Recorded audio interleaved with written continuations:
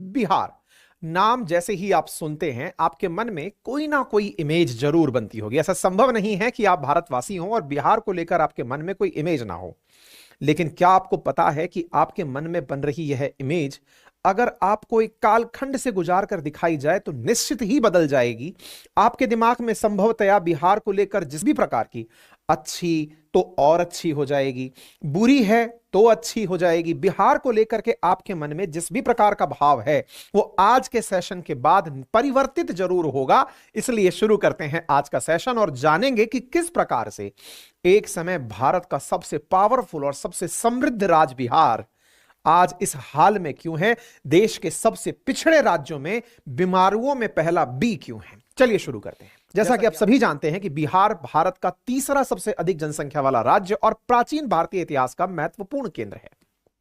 लेकिन जब आप बिहार राज्य शब्द हमारे कानों में पड़ता है तो हमारे मन में इसकी दो छवि बनती हैं। पहली उस राज्य के तौर पर जो देश आईएएस आईपीएस देने वाला राज्यों में गिना जाता है और दूसरी छवि उस राज्य के तौर पर जो भारत का सबसे गरीब राज्य है, जिसकी साक्षरता दर सबसे कम है, जहां लोगों का एक बड़ा वर्ग स्वास्थ्य, शिक्षा, रोजगार, सड़क जैसी मूलभूत आवश्यकताओं से भी वंचित है। साथियों, ऐसा बिल्कुल नहीं है कि भारत के सभी राज्यों में सारी सुविधाएं मौजूद हैं और सिर्फ बिहार ही कहीं ऐसा राज्य हो जहां ऐसी सुविधाएं ना हो। ऐसा बिल्कुल नहीं है कि भारत के बाकी सभी राज्यों में सारी सुविधाएं मौजूद हैं और सिर्फ बिहार ही ऐसा राज्य है जहां ये सारी समस्याएं हैं। लेकिन जब हम बिहार के इतिहास में झांकते हैं तो हमें देखने को मिलता है कि बिहार उस मगध साम्राज्य का केंद्र रहा जो महाजनपद काल से 7वीं सदी तक यानी लगभग 1200 वर्षों तक भारतीय उपमहाद्वीप का सबसे अधिक शक्तिशाली साम्राज्य रहा। और इस मगध साम्राज्य ने ही हमें बिंबिसार, महात्मा बुद्ध, महावीर, जैन, मौर्य काल में महासम्राट अशोक और गुप्त काल में समुद्रगुप्त जैसे महान सम्राट दिए। तीसरी और छठी शताब्दी में रहे गुप्त साम्राज्य को भारतीय इतिहास का स्वर्णिम काल कहा जाता है, क्योंकि गुप्त सम्राट के शासनकाल में भारत में संख्या शास्त्र, खगोल शास्त्र, विज्ञान और धर्म दर्शन शास्त्र के क्षेत्र में अभूतपूर्व प्रगति देखने को मिली थी। और जब विज्ञान और शिक्षा की बात हो रही हो तो हम विश्व प्रसिद्ध नालंदा विश्वविद्यालय को कैसे भूल सकते हैं, जिसमें महान गणितज्ञ आर्यभट्ट जैसे प्रधानाचार्य और शून्यवाद का सिद्धांत देने वाले नागार्जुन जैसे आचार्य मौजूद थे। साथियों, एक और बिहार का वह इतिहास जिसके बिना हम प्राचीन भारत का वर्णन भी नहीं कर सकते, और वहीं दूसरी ओर भारत को इतने बड़े साम्राज्य और इतने महान व्यक्तित्व देने वाले बिहार आज बिल्कुल हाशिए पे नजर आता है। सवाल है, ऐसा क्यों? कभी भारत की सबसे समृद्ध राजधानी रहा पाटलिपुत्र आज भारत के सबसे गरीब राज्य की राजधानी पटना बन गई है। कभी विश्व भर के लोगों के लिए 800 वर्षों तक ज्ञान पुंज रहा नालंदा विश्वविद्यालय वाला राज्य आज भारत का सबसे कम साक्षरता वाला राज्य बन गया है। विस्तार पूर्वक आज के सेशन में इस विषय पर चर्चा होने वाली है। साथियों, बिहार का जो आज अधिकतम हिस्सा है वो लंबे समय तक एक ही साम्राज्य का हिस्सा रहा, यानी मगध साम्राज्य का, जिसने राजगीर, मिथिला, पाटलिपुत्र जैसे आज पटना कहा जाता है, बोध गया और नालंदा जैसे स्थान प्रमुख थे। और इसीलिए बिहार का जो अपना इतिहास है उसमें मगध का जिक्र बहुत अनिवार्य हो जाता है। आज के बिहार के ऊपर आने से पहले हम थोड़ा सा इसके प्राचीन इतिहास को जान लेते हैं। मगध के इतिहास को 600 ईसा पूर्व के आसपास शुरू किया जाता है, क्योंकि इस समय अवधि के बाद हमें साम्राज्य का एक क्रम और उनके शासनकाल की मुख्य बातें जानने को मिलती हैं। 600 बीसी से लेकर 7वीं शताब्दी एडी तक मगध भारतीय उपमहाद्वीप का केंद्र था और इस दौरान मगध में हर्षक, नंद, मौर्य, गुप्त राजवंशों ने शासन किया, जिसमें सबसे लंबी अवधि तक गुप्त वंश का शासन चला, लगभग 300 वर्षों तक। गुप्त वंश की स्थापना श्री गुप्त की। गुप्त वंश के शासनकाल को भारतीय इतिहास का स्वर्णिम काल कहा जाता है, क्योंकि गुप्त काल के दौरान मगध, विशेषकर बिहार का क्षेत्र, भारत का सबसे महत्वपूर्ण स्थान बन चुका था। इसका सबसे बड़ा कारण था 5वीं सदी में कुमारगुप्त द्वारा नालंदा विश्वविद्यालय का निर्माण, और अपने चरम पर इस विश्वविद्यालय में दुनिया भर से छात्र अध्ययन करने आते थे। और यह परिसर इतना बड़ा रहा होगा, इसका अंदाजा आप यूं लगा सकते हैं कि इसमें 10,000 छात्रों के रहने की व्यवस्था हुआ करती थी। इस विश्वविद्यालय में 2000 आचार्य थे, जिनमें आर्यभट्ट और नागार्जुन भी थे, जिनके विषय में हमने वीडियो के शुरुआत में जिक्र किया था। गुप्त साम्राज्य के शासन में ही भारत को अंकन की दशमलव प्रणाली, महान संस्कृत महाकाव्य, हिंदू कला के साथ साथ खगोल विज्ञान, गणित, धातु विज्ञान की बहुत अच्छी समझ हुई। गुप्त काल की धातु विज्ञान का सबसे बड़ा उदाहरण तो आज भी हमारे सामने है, दिल्ली के अंदर स्थित लौह स्तंभ, जिसे चंद्रगुप्त द्वितीय के शासनकाल में निर्मित किया गया था। लगभग 1600 साल बाद भी वो बिना जंग के यूं की यूं खड़ा है। गुप्त काल में मंदिरों के निर्माण और वास्तुकला पर भी विशेष जोर दिया जाता था। देवगढ़ में स्थित दशावतारम मंदिर इसका प्रमुख उदाहरण है। इसके अलावा व्यापारिक दृष्टिकोण से भी गुप्त साम्राज्य ने बहुत अधिक सफलता प्राप्त की। गुप्त काल के दौरान व्यापार उड़ीसा और दक्षिण भारत के तटों से दक्षिण पूर्वी एशिया में होता था। वहीं रेशम मार्ग, लाल सागर और फारस की खाड़ी से समस्त मध्य एशियाई और यूरोपीय क्षेत्रों में व्यापार हुआ करता था। लेकिन गुप्त वंश के बाद आए राजवंशों के शासनकाल में 7वीं सदी के अंत तक मगध लगभग अपनी संपूर्ण पहचान खो चुका था और भारत में दूसरे अलग अलग शक्तिशाली साम्राज्य स्थापित हो चुके थे। और फिर 13वीं सदी के अंतिम दशक में मगध ने अपनी सबसे बड़ी सांस्कृतिक पहचान भी खो दी, जब तुर्की शासक बख्तियार खिलजी ने साल 1293 में नालंदा विश्वविद्यालय में आग लगवा दी। कहा जाता है कि इस विश्वविद्यालय में इतनी पुस्तकें थी कि पूरे 3 महीने तक यहां के पुस्तकालय में आग धधकती रही। बख्तियार खिलजी ने सभी बौद्ध भिक्षुओं को मौत के घाट उतार दिया और उसके इस आक्रमण के बाद हुए लगातार आक्रमणों में बिहार में स्थित सभी बौद्ध मठों को और मंदिरों को उजाड़ दिया गया।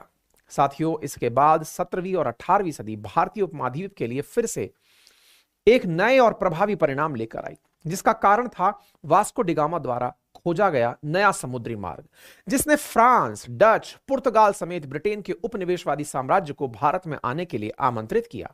और इसकी शुरुआत होती है साल 1500 में, जब पुर्तगाली व्यापारी कालीकट केरल में अपनी पहली फैक्ट्री स्थापित करते हैं। और उनके बाद डच, ब्रिटिशर्स और फिर फ्रांस के व्यापारी साल 1632 में डच पटना में अपनी पहली फैक्ट्री स्टैब्लिश करते हैं, जिसके कॉटन के प्रोडक्शन के लिए लगाया गया था। लेकिन ब्रिटिशर्स की भारत में स्थिति मजबूत होती है साल 1757 और 1764 में बक्सर के युद्ध के बाद, जिसमें ईस्ट इंडिया कंपनी की मीर कासिम और बंगाल के नवाब शुजाउद्दौला की संयुक्त सेनाओं के साथ युद्ध हुआ। और युद्ध में ब्रिटिशर्स ने बंगाल के नवाब सिराजुद्दौला को हराने के बाद अप्रत्यक्ष रूप से भारत में अपने उपनिवेशवाद साम्राज्य की शुरुआत कर दी थी। तो अब बिहार ब्रिटिशर्स के काल में कैसा हुआ? साथियों, बक्सर युद्ध जीतने के लगभग 1 साल बाद 1765 में ब्रिटिशर्स ने बंगाल प्रेसिडेंसी की स्थापना की, जिसमें आज के बिहार, झारखंड और पूर्वोत्तर का बड़ा हिस्सा समेत बर्मा तक, यानी कि आज का जो म्यांमार और सिंगापुर वाला हिस्सा है, वो भी शामिल था। और आज के बिहार की नींव भी इसी प्रेसिडेंसी रूल के दौरान लिए गए फैसलों से पड़नी शुरू हो गई थी। प्रेसिडेंसी की स्थापना के बाद ब्रिटिशर्स के सामने सबसे बड़ी चुनौती आती है टैक्स कलेक्शन की, क्योंकि इतने बड़े क्षेत्र के टैक्स को कलेक्ट करने के लिए एक बड़े प्रशासनिक तंत्र की आवश्यकता थी, जो बिना किसी बेईमानी के टैक्स के अमाउंट को कंपनी तक पहुंचाए।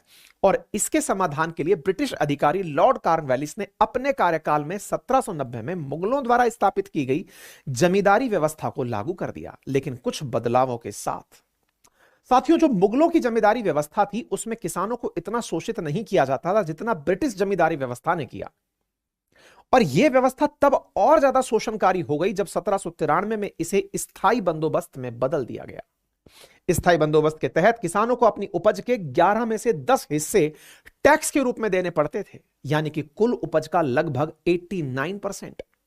शुरुआती सालों में तो स्थायी बंदोबस्त ब्रिटिशर्स के लिए काफी फायदेमंद साबित हुआ, क्योंकि बिहार की उपजाऊ जमीन में अनाज का अच्छा उत्पादन होता था, जिससे ईस्ट इंडिया कंपनी को बहुत अधिक मात्रा में रेवेन्यू मिल रहा था। और इस चीज को देखते हुए ब्रिटिशर्स ने इस व्यवस्था को धीरे धीरे उत्तर भारत के काफी हिस्सों में लागू करना शुरू कर दिया। लेकिन दूसरी ओर इस व्यवस्था ने किसानों को बुरी तरह प्रभावित करना शुरू किया, क्योंकि जब हम कम बारिश और अन्य कारणों से अपनी फसल को खराब होता देखते हैं, तो इतना अनाज उत्पादन नहीं हो पाता कि हम अपनी फसल का 10 हिस्सा अंग्रेजों को दे दें, 11 में से 10 हिस्सा दे दें, तो ऐसा संभव नहीं हो पाता। ऐसी स्थिति में किसानों को अपनी जमीन से हाथ धोना पड़ा, क्योंकि वो एक मिडिल मैन के भेंट चढ़ चुके थे। वो जमींदार जो अंग्रेजों से ठेका पर जमीन लिया था, किसानों का शोषण करके पैसा पहुंचाता था, अब वो जमींदार साहूकार की भूमिका में आने लगा, यानी वो किसानों को लोन देने लगा, लोन से पैसा वापस बरतने लगा और वो अंग्रेजों को टैक्स के रूप में देने लगा। एक विशेष साइकिल जमींदार के साहूकार बनने के रूप में देखने को मिली। ऐसी स्थिति में किसान अपनी जमीन से हाथ धोना शुरू कर दिए। यानी कि ब्रिटिशर्स की जमींदारी व्यवस्था में जमींदार के अधिकार तो बढ़ गए और फसल खराब होने पर किसान पूरी तरह जमींदार के कंठ, क्योंकि टैक्स ना चुका पाने पर जमींदार उनसे जमीन ले लेता था और पैसा ना चुका पाने पर वो उन्हें बंधुआ मजदूर के रूप में रखना शुरू कर चुका था। टाइम के साथ ऐसे किसानों की संख्या बढ़ती चली गई जिन्होंने अपनी जमीन गंवा दी थी, जिनका इंपैक्ट यह हुआ कि बिहार समेत उत्तर भारत की एग्रीकल्चर प्रोडक्टिविटी बुरी तरह प्रभावित हुई। साथ ही किसानों की हालत बहुत खराब हो गई और आगे चलकर यही बात अंग्रेजों के खिलाफ हुए बड़े किसान आंदोलनों का कारण बनी, जिसमें सन 1917 में हुआ चंपारण सत्याग्रह भी शामिल है। जमींदारों की मनमानी के अलावा बिहार को लेकर एक और बात थी जो ब्रिटिश रूल में इसके खिलाफ रही, वो यह थी कि बिहार बंगाल प्रोविंस का हिस्सा था, जहां सरकारी नौकरियों पर बंगाली लोगों को प्राथमिकता दी जा रही थी और बड़े प्रशासनिक पदों पर भी बंगाल के लोग ही बैठे हुए थे। नतीजा यह हुआ कि ब्रिटिश हुकूमत बिहार के प्रति लापरवाह हो गई और बिहार पिछड़ता चला गया। अंग्रेजों की इसी लापरवाही को देखते हुए बिहार को अलग राज्य बनाने की मांग तेज हुई, जिसके बाद 1912 में बंगाल विभाजन के स्वरूप बिहार एक अलग राज्य के रूप में सामने आया, जिसमें आज का झारखंड और उड़ीसा भी शामिल था। इस विभाजन के बावजूद बिहार के किसानों की सिचुएशन में कोई सुधार नहीं हुआ, क्योंकि जमींदारी सिस्टम अभी भी लागू था, जिसमें बिहार के अधिकतर किसान बुरी तरह फंसे हुए थे। लेकिन साथियों, इन सारी समस्याओं के बीच एक चीज ऐसी थी जो बिहार और इसके आसपास के इलाकों के लिए आजादी से पहले और उसके कई साल बाद तक भी बहुत फायदेमंद साबित हुई। हम बात कर रहे हैं बिहार झारखंड में मौजूद कोयले और अयस्क भंडार की। जी हां साथियों, जिसने बिहार समेत पूरे झारखंड और पश्चिम बंगाल को एक औद्योगिक केंद्र बनाया। और इसकी शुरुआत होती है साल 1907 में, जब जमशेदजी टाटा तब के बिहार और आज के झारखंड में भारत की पहली स्टील और आयरन प्लांट की शुरुआत करते हैं। इसके बाद 1930 में यहां बड़े स्तर पर कोयला खदान का कार्य भी शुरू हो जाता है, क्योंकि भारत में रेल नेटवर्क बढ़ने के साथ कोयले की मांग भी तेज हो जाती है और दूसरे विश्व युद्ध के समय और भी तेज हो जाती है। 1937 में बिहार में सीमेंट फैक्ट्रीज भी स्टैब्लिश होती हैं। आजादी के समय तक बिहार में काफी इंडस्ट्रियल उद्योग स्थापित हो चुके थे। इस बात का अंदाजा आप यूं लगा सकते हैं कि आजादी के समय देश की चीनी की कुल खपत का 40% उत्पादन अकेले बिहार की चीनी मिलों में हुआ करता था। लेकिन इस औद्योगिकरण से केवल कुछ बड़े लोगों को ही फायदा हुआ, क्योंकि बिहार की ज्यादातर लोग अभी भी जमींदारी सिस्टम में फंसे हुए थे और कृषि ही उनका मुख्य पेशा भी बना हुआ था। साथियों, इन सारे बिंदुओं को जान लेने के बाद यहां पर यह सवाल उठता है कि स्वतंत्रता से पहले जो हम ब्रिटिश हुकूमत के अधीन थे, हमारे पास कोई अधिकार नहीं थे, लेकिन बाद में स्वतंत्रता के बाद भी बिहार की हालत क्यों नहीं सुधरी? वह कौन सी सरकारी नीतियां और राजनीतिक कारण थे जिन्होंने रिसोर्सफुल होते हुए भी बिहार को सबसे ज्यादा पिछड़ा राज्य बनाए रखा, यानी बिहार आफ्टर इंडिपेंडेंस? स्वतंत्र होने के बाद देश की शुरुआती सरकारों के सामने सबसे बड़ी चुनौती थी एग्रीकल्चर प्रोडक्टिविटी और उद्योगों को बढ़ावा देना, जिसके लिए सरकार ने सबसे पहले जमींदारी व्यवस्था को खत्म किया और किसानों को मुक्त रूप से खेती करने का अधिकार दिया। हालांकि इसके बाद भी बिहार समेत कई राज्यों में जमींदारी सिस्टम लंबे समय तक चलता रहा, लेकिन बिहार को जिस पॉलिसी ने सबसे ज्यादा नुकसान पहुंचाया वो थी साल 1952 में केंद्र सरकार द्वारा लाई गई फ्रैट इक्वलाइजेशन पॉलिसी। जी हां साथियों, जिसके तहत देश में औद्योगिक गतिविधियों को बढ़ाने के लिए सरकार ने देश में कहीं भी उद्योग लगाने पर जोर दिया। जैसा आप ऑलरेडी सुन चुके हैं कि बिहार में देश की कुल खपत का 40% चीनी उत्पादित हो रहा था, तो निश्चित ही अन्य राज्यों को इस तरह के अवसर नहीं मिल पा रहे थे, इसलिए केंद्र सरकार इस फैसले को लेकर आई। साथियों, इस पॉलिसी के बैकग्राउंड को ठीक से समझते हैं तो इस पॉलिसी के आने से पहले हो यह रहा था कि जो फैक्ट्रीज भारत में लग रही थी वो वहां लग रही थी जहां उन्हें अपने प्रोडक्ट के लिए रॉ मटेरियल मिल रहा था। जैसे आज के बिहार, झारखंड, उड़ीसा, छत्तीसगढ़, वेस्ट बंगाल जैसे राज्यों में फैक्ट्रीज लग रही थी, क्योंकि इनके पास मिनरल्स, कोल माइंस जैसे बड़े रिसोर्सेज मौजूद थे। और इस बात को लेकर सरकार का यह सोचना था कि देश में सब जगह तो रॉ मटेरियल उपलब्ध है नहीं, अगर ऐसा ही रहा तो देश में औद्योगिकीकरण सिर्फ रिसोर्सफुल स्थानों तक ही सीमित रह जाएगा। तो इसी समस्या के समाधान के लिए सरकार 1952 में फ्रैट इक्वलाइजेशन पॉलिसी लाती है, जिसमें सरकार ने कहा कि आप देश में कहीं भी उद्योग स्थापित कीजिए, आपके उद्योग के लिए जो भी रॉ मटेरियल यानी कच्चा सामान जरूरी होगा आपको ट्रांसपोर्ट करना पड़ेगा, उस पर सरकार सब्सिडी देगी। यानी विषय स्पष्ट था। आप चाहे जहीं भी फैक्ट्री बनाइए, आपने अपनी सहूलियत से फैक्ट्री बनाई, कच्चा माल ही तो चाहिए था, कच्चा माल आराम से ट्रेन से लेके जाइए, सरकार सब्सिडी देगी। और इस पॉलिसी का इंपैक्ट यह हुआ कि 1952 के बाद सभी उद्योग धीरे धीरे तटवर्ती क्षेत्रों के पास स्थापित होना शुरू हो गए, क्योंकि प्रोड्यूस होकर के जो माल था वो दूसरे देशों में व्यापार करने की सुविधा तट पर आसानी से उपलब्ध होती है। उद्योगपति बिहार, झारखंड, छत्तीसगढ़, मध्य प्रदेश जैसे रिसोर्सफुल राज्यों से रॉ मटेरियल ट्रांसपोर्ट करवाने लगे, जिस पर सरकार उन्हें सब्सिडी देती और फिर फैक्ट्रीज में बने प्रोडक्ट्स को कम खर्चे में समुद्री मार्ग से विदेश और अन्य राज्यों तक पहुंचाने लगी। फ्रेट इक्वलाइजेशन पॉलिसी ने जहां एक और महाराष्ट्र, गुजरात, कर्नाटक, तमिलनाडु में समुद्र के नजदीक मौजूद मुंबई, अहमदाबाद, हैदराबाद, बेंगलुरु, पुणे और चेन्नई जैसे महानगरों को खड़ा कर दिया, वहीं दूसरी ओर बिहार, झारखंड, छत्तीसगढ़, मध्य प्रदेश जैसे लैंड लॉक्ड रिसोर्सफुल रीजन्स इन महानगरों के विकास के पीछे सिर्फ रॉ मटेरियल के सप्लायर बने रह गए। फ्रेट इक्वलाइजेशन पॉलिसी 1993 तक प्रभावी रही, लेकिन तब का बिहार बहुत बदल चुका था। अब यहां उद्योग को स्थापित करना और भी ज्यादा मुश्किल हो गया था, जिसके दो बड़े कारण थे। पहला, पॉलिटिकल इंबैलेंस, और दूसरा, बिहार के किसानों के पास मौजूदा कम साइज जमीन का, यानी कि लेस लैंड साइज। अब अगर पॉलिटिकल इंबैलेंस की बात करें तो 1960 से लेकर 1990 तक, यानी कि 30 सालों में बिहार में 25 मुख्यमंत्री रहे।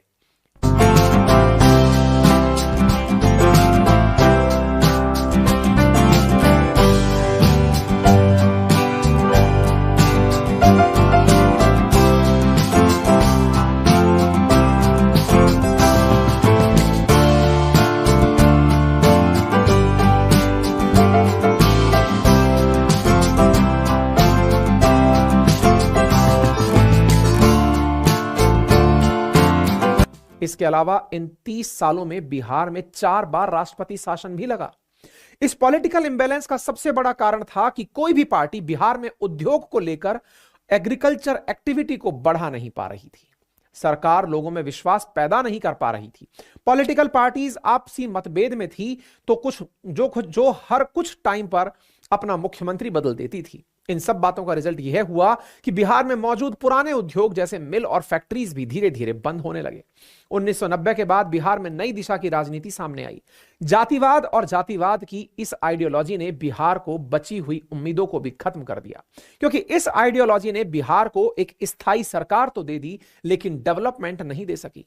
लेकिन फिर भी बिहार में आज भी जातिवाद की राजनीति कितनी इंपॉर्टेंट है, इसका अंदाजा आप हाल ही में हुई कास्ट बेस्ड सेंसस से लगा सकते हैं। 1990 के बाद बिहार में लूट, हत्या जैसी घटनाएं तेजी से बढ़ने लगी और सरकार पर भी बड़े बड़े घोटाले करने का आरोप लगने लगा, जिसके चलते उसकी सोशल इमेज और ज्यादा खराब हुई।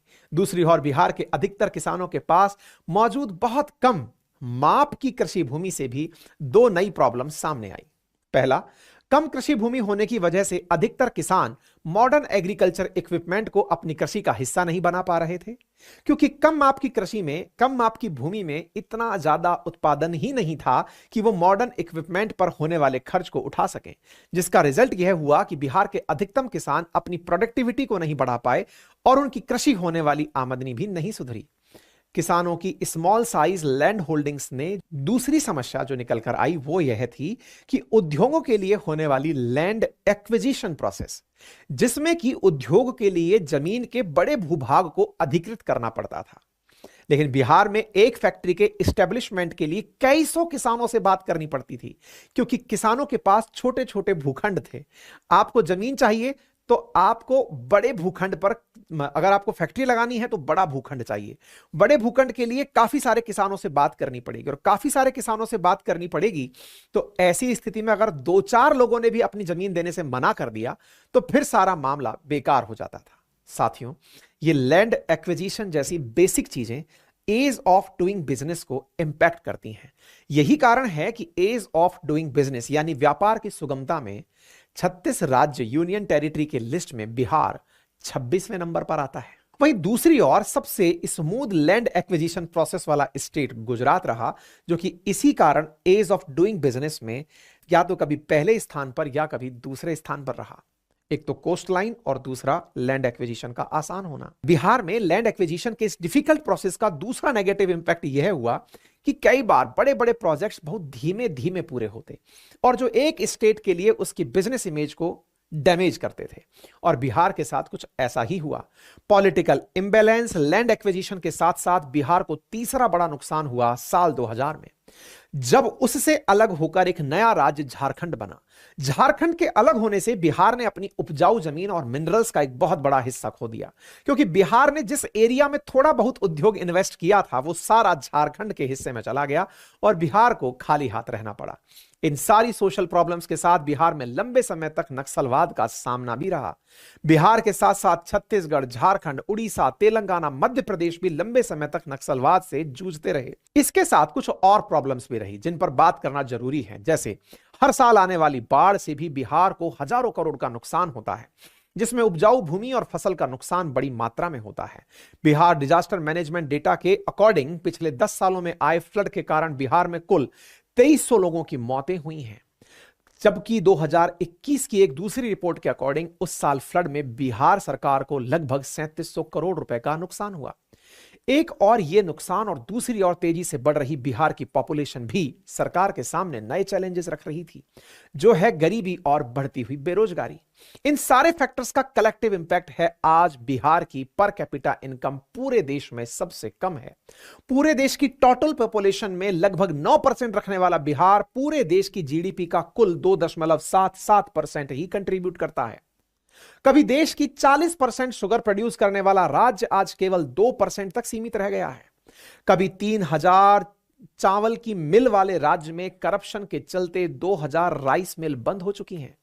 आज बिहार के लगभग 34% पॉपुलेशन मल्टी डायमेंशनल पॉवर्टी का फेस कर रही है, जो देश में सबसे ज्यादा है। मल्टी डायमेंशनल पॉवर्टी का मतलब है जिन लोगों के पास अच्छी एजुकेशन, हेल्थ और लाइफ स्टैंडर्ड का एक्सेस नहीं होता है। इसके अलावा बढ़ती हुई जनसंख्या, सीमित कृषि भूमि और उद्योग की कमी ने बड़ी संख्या में लोगों को बिहार से पलायन करने के लिए मजबूर किया है। बिहार के पलायन की कितनी बड़ी समस्या है, इस बात को फरवरी 2020 की एक रिपोर्ट से समझते हैं, जिसमें बताया गया कि बिहार की 50% फैमिलीज ऐसी हैं जो बिहार से पलायन करना चाहती हैं, जिसमें रोजगार के साथ एजुकेशन और हेल्थ भी मेन रीजन है। साथियों, अब अगर थोड़ी देर के लिए हम बिहार के उद्योग और एग्रीकल्चर जैसे सेक्टर्स की दयनीय स्थिति को इग्नोर भी कर दें कि फ्रेट इक्वलाइजेशन पॉलिसी की वजह और किसान के स्मॉल लैंड होल्डिंग की वजह से ये सेक्टर पनप नहीं पाए, लेकिन एजुकेशन और हेल्थ जैसे सेक्टर्स में भी बिहार सबसे पिछड़ा नजर आता है। ऐसा क्यों? बिहार आज भारत का सबसे कम साक्षरता वाला दर का राज्य है। एक और राज्य में बड़े नंबर्स में अच्छे कॉलेज और यूनिवर्सिटी की कमी है, वहीं दूसरी ओर स्कूल्स में फेक टीचर्स बच्चों को पढ़ा रहे हैं। और अगर हेल्थ केयर की बात की जाए तो यहां की पिक्चर भी सेम ही है। कोविड के टाइम पे तो बिहार समेत कई राज्यों के हेल्थ केयर सिस्टम की पोल ही खुल गई, खासकर रूरल एरिया में जहां डॉक्टर्स के साथ साथ हॉस्पिटल में बेसिक फैसिलिटीज की भारी कमी देखने को मिली। यही सारी चीजें एक साथ मिलकर इंपैक्ट करती हैं किसी स्टेट या कंट्री की ग्रोथ को। और अगर बिहार भी इस पिछड़ेपन से बाहर निकलना चाहता है तो सबसे पहले उसे शिक्षा और स्वास्थ्य जैसी बेसिक नीड्स को ठीक करना होगा। उसके बाद एग्रीकल्चर सेक्टर्स को, फार्मर्स के कलेक्टिव एफर्ट्स को सुधारना होगा। सिर्फ स्कीम को लॉन्च करने से सिचुएशंस नहीं चेंज होती, उनको रूट तक इंप्लीमेंट करना पड़ता है, तब जाके कुछ सालों में रिजल्ट्स आते हैं। यह बात सबको समझनी चाहिए। साथियों, यह भी सच है कि बहुत सी ज्योग्राफिकल कंडीशंस और डेमोग्राफिकल चैलेंजेस किसी भी स्टेट या कंट्री के डेवलपमेंट में एक जरूरी हिस्सा होते हैं। अगर ज्योग्राफिकल कंडीशंस अच्छी होंगी तो सारी चीजें पॉसिबल और आसान नजर आती हैं। अगर खराब होंगी तो चीजें मुश्किल जरूर होती हैं, लेकिन असंभव नहीं। परंतु जब बिहार की बात आती है तो यहां सबसे बड़ी कमी महसूस होती है लीडरशिप की, क्योंकि आजादी के बाद शुरुआती दशकों में पॉलिटिकल इंबैलेंस और उसके बाद आइडियोलॉजिकल इंपैक्ट ने बिहार को पीछे धकेलने का काम किया। और इन सब के कारण हुई प्रशासनिक त्रुटियों और सामाजिक अव्यवस्थाओं ने इस पिछड़ेपन को और ज्यादा बढ़ाने का काम किया।